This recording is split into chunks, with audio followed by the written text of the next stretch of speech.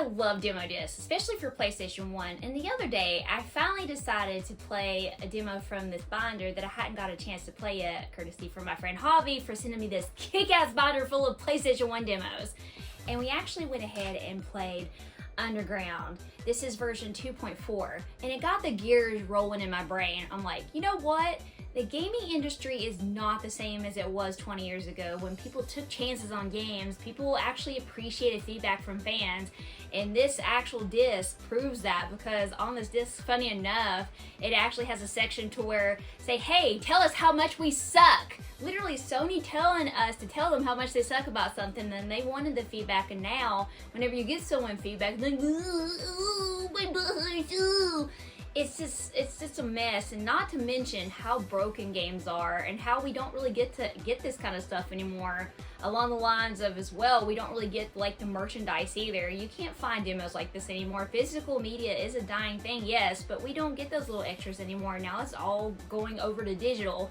And that's what prompted me to want to talk about that today. I wanted to talk about how, in my perspective, how the industry has changed over the last 20 years, from going from retro all the way to new gen now. Now, I'm just giving my opinion. I wanted to stipulate that there's other channels that can give you a breakdown piece by piece on how the industry is, like Young Yeah. He's a really great YouTuber, and I like to watch him about the inside scoop about companies from Microsoft to Sony.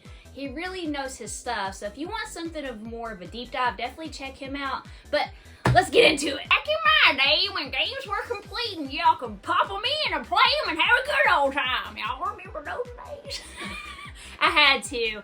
Yes. I make a very good point with that. Do you remember when we would just go to Kmart, KB Toys, Toys R Us, Walmart even, go get our games? Remember midnight releases whenever we would be all excited for the game, like, it's coming out, it's coming out!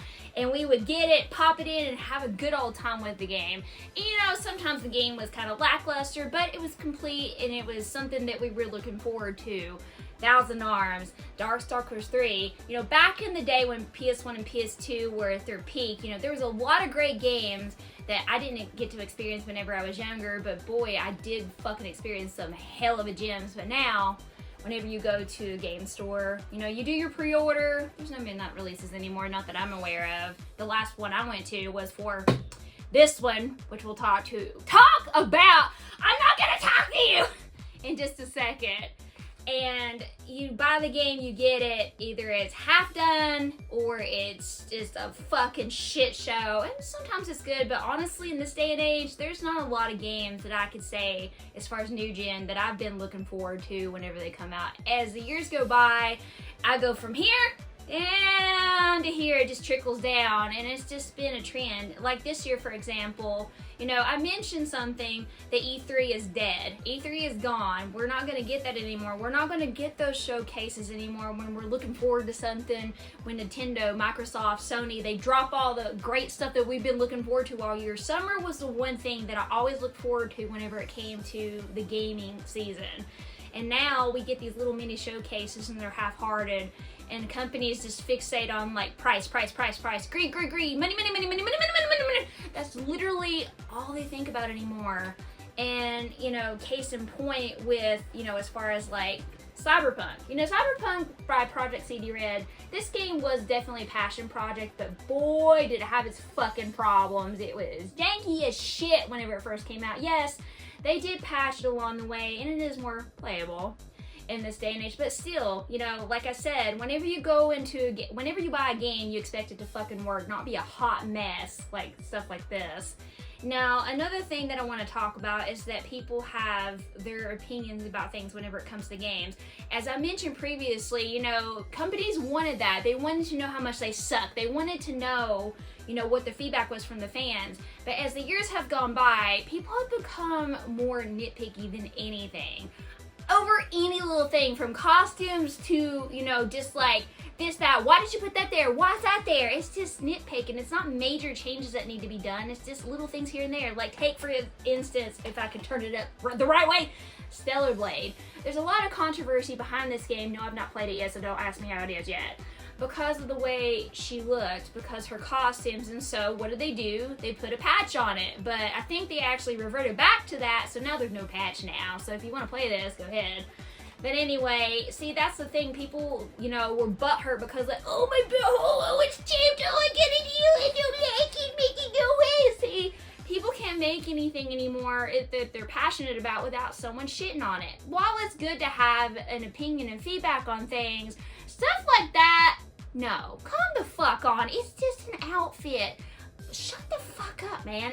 I mean, if you don't want to play it, don't buy it. I mean, but there's people that actually want to enjoy the game and play it. But that brings me to my next subject with Kingdom Hearts 3. Remember what I said whenever I was talking about midnight releases? Well, this was the last one that I actually got for a midnight release at GameStop.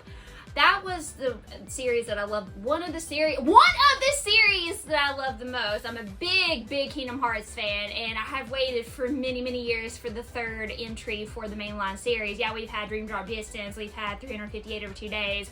We've had different entries in the actual franchise, but I was waiting on the big boy.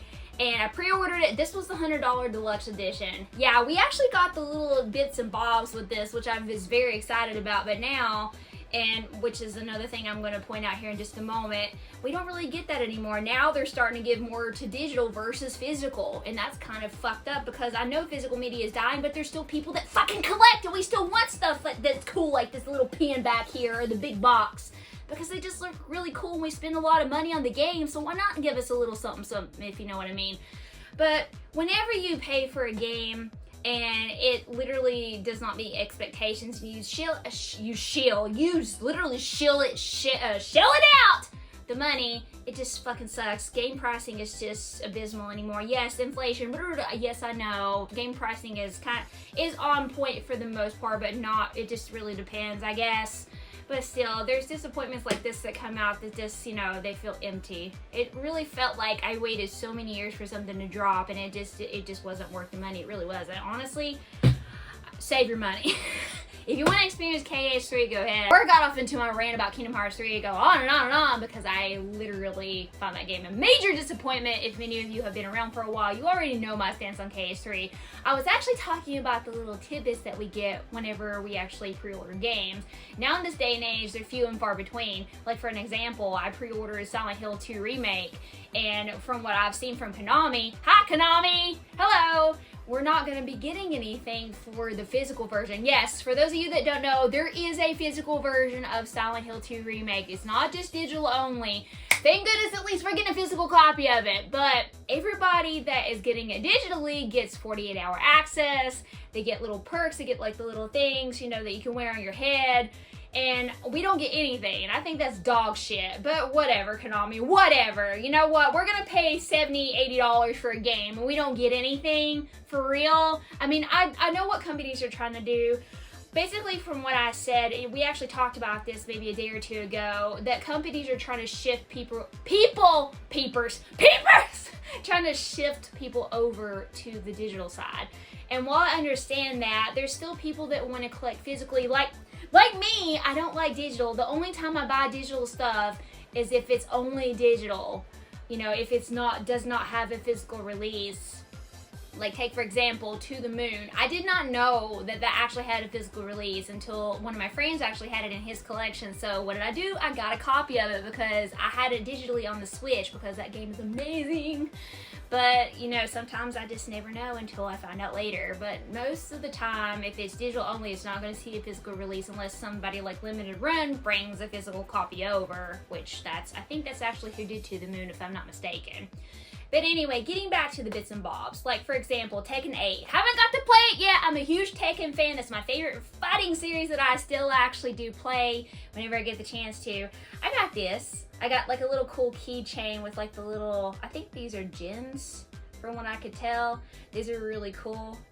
So this is a long ass keychain, but definitely cool to at least get something with your pre-order for paying a shit butt ton of money for games. And of course, here's Tekken 8. Yay! And then, of course, another thing that I wanted to talk about is DLC. Now, DLC, like I said, I was talking about earlier how games were finished, how you bought it, it was done, and you were happy. Now, You know, people are adding microtransactions, DLC. It's a money grab here and there, and people know that if there's more to the story or more stuff that they can get, they're gonna pay for it because that's just how audiences are. Me, I'm picky with DLC. It took me forever to actually buy the DLC for Bloodborne. I love Bloodborne. It's my favorite From Software game, but I waited till that fucking thing was on sale before I bought it because I just don't want to pay full price for DLC because sometimes it's just really too much money. Like, for example, you know, the Tales of Arise DLC. I've beaten Tales of Arise. Yeah, this is Tales. I was about to say, which one is it? I've beaten Tales of Arise. I love this game. It is my favorite Tales of game now. Yes, it used to be Tales of Symphonia, but it's changed to this because I'm a big fan of Hoodle. I love Hoodle. But anyway, there's DLC for this game. And it's been on sale a couple times, but not enough for me to get it. I'm like, yeah, I'll get it, but when am I gonna play it? You know, that's my problem with stuff like that too, is that when, you know, you're a collector like me, I don't just collect, I play my stuff too. I'm more geared toward retro because retro is more finished. Retro has more of an appeal to me because of the fact that I'm paying $70 for a game in this day and age and it's not complete and there's more shit I gotta buy on top of what I've already paid for. It's just less appealing to me, and the more it goes on, the more, you know, retro is like, ooh, shiny, I'm gonna get that, you know, and play it because it's just more fun. Graphics, sure, you know, graphics are different in this day and age. Ooh, wow, woo, 4K, wow, it doesn't matter. You know, for me, graphics are secondary whenever it comes to a game. It's more along the lines of the gameplay and the story that I fixate on. Now, talking about DLC, the Elden Ring DLC, of course, is coming out soon, and I think in about 2 weeks, from what I remember, and it's $40. $40 for DLC is fucking insane. I mean, $20, great. That's actually not a bad price, but $40 for DLC, I just think it's just too much. But that's just my opinion on that. Like I said, game companies fixate more on money versus, like, you know, getting the game complete, catering to their audience, you know, actually making it worthwhile for us. Like I said, it doesn't feel like there's anything to look forward to anymore with new gen, so that's why retro has been my #1 for at least the last 3 years. I do still buy new gen stuff, but not as much as what I used to. Now that you have my opinion on the gaming industry today versus 20 years ago, about how many things have changed and how gaming companies cater to certain things now and how they think about their wallet versus, you know, the quality of the game or about the fans, I want to know from you, what is your opinion about the gaming industry today? What do you think has changed in the last 20 years? Is there any good things that I missed? Is there any things that I didn't think of, you know, to talk about that are on, you know, the opposite spectrum, on the negative side? Definitely let me know because I didn't cover everything, I'm sure. There's something in the top of this noggin that I probably forgot. But as time goes on, like I've said, I'm more toward retro than anything. Yes, retro gaming can be expensive, I understand that, but honestly, I would rather pay $200 to $300 for a game that's finished and enjoy my time with it versus buy a broken 70-ass fucking dollar game that's gonna need patches, that's gonna have DLC, that might have microtransactions. I would rather enjoy my time with something and actually, you know, take my sweet ass time with it versus have to wait for them to fucking fix something. But that's just my take on everything. But if you'll excuse me, I have to get back to Suikoden because I'm gonna retry it. See? I don't care about retrying a game. It's gonna get one more go for me. But until next time, this is the PlayStation Girl signing out. Game on!